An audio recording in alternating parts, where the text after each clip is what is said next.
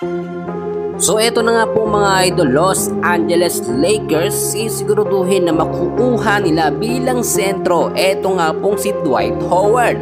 Magpapalakas sa panibagong sistema ng Lakers. And bago natin yan ipagpatuloy mga kaibigan, huwag niyo po munang kakalimutan na i-like at isubscribe ang ating YouTube channel and then pahit na rin ang notification bell. Maraming salamat po. Well mga kaibigan, nakita naman natin na tulad ng aking sinasabi, hindi talaga sapat yung inilaline up nga po ni Coach JJ Redick. So uling naging laban ng Lakers kontra po sa koponan ng Timberwolves 109-80.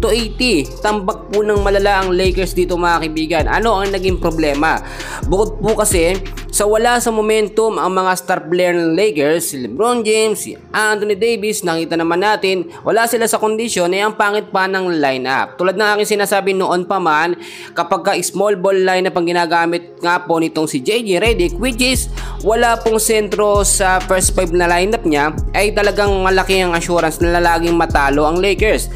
Nananalo man sila pero tsambahan lang po yun mga kaibigan. Kaya naman ayon sa ating mga nakuhang update ay magkakaroon na ng panibagong sistema sa lineup. Eto nga pong Lakers, noon pa man sinabi ko na ito nga pong si Dwight Howard ay kukuhanin ng Lakers. So paano yun mangyayari mga kaibigan? Noon sinabi ko na short contract ito mga kaibigan, pero nga po dahil sa kakulangan ng Lakers sa big man o may big man naman hindi ginagamit, pero mas expected kasi at mas gusto ni JJ Redick na gamitin yung mga minakatandim na noon na sentro, which is Dwight Howard, LeBron James, Anthony Davis. Nagiging magkatandim na yan noon at may chemistry talaga ng magkakasama. Kaya naman po sa susunod na magiging laban ng Los Angeles Lakers kontra sa koponan ng Miami Heat ay maliit pa rin ang chance na manalo ng Lakers kung hindi babaguhin ng sistema. Maraming nagsasabi mga kaibigan na bulok ang sistema nito nga pong si JJ Redick. Well, para sa akin totoo naman nga po pero once na makuha nila, eto nga pong si Dwight Howard ay napakalaki ng chance ng Lakers na manalo sa mga susunod nila na laban. Bukod po kasi sa sentro, itong si Dwight Howard ay naglalaro din ito bilang power forward, which is perfect tandem po kay Anthony Davis at kay LeBron James.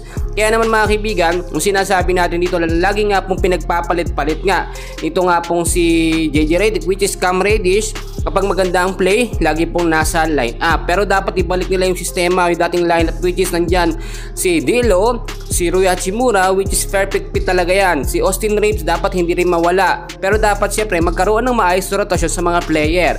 So number 1 na problema ng Lakers dito ay yung dapat na idagdag ay yung big man o sentro. Meron po silang Christian Coloco, meron ding Jackson Hayes, pero nasa bench hindi ginagamit dahil walang tiwala itong si JJ Redick. Kaya naman mga kaibigan, naabangan natin ang susunod na update ng Lakers sa next game nila kontra sa Miami Heat, and for sure maraming update ang mangyayari. Huwag niyong kakalimutan na i-like at subscribe ang ating channel. Maraming salamat po.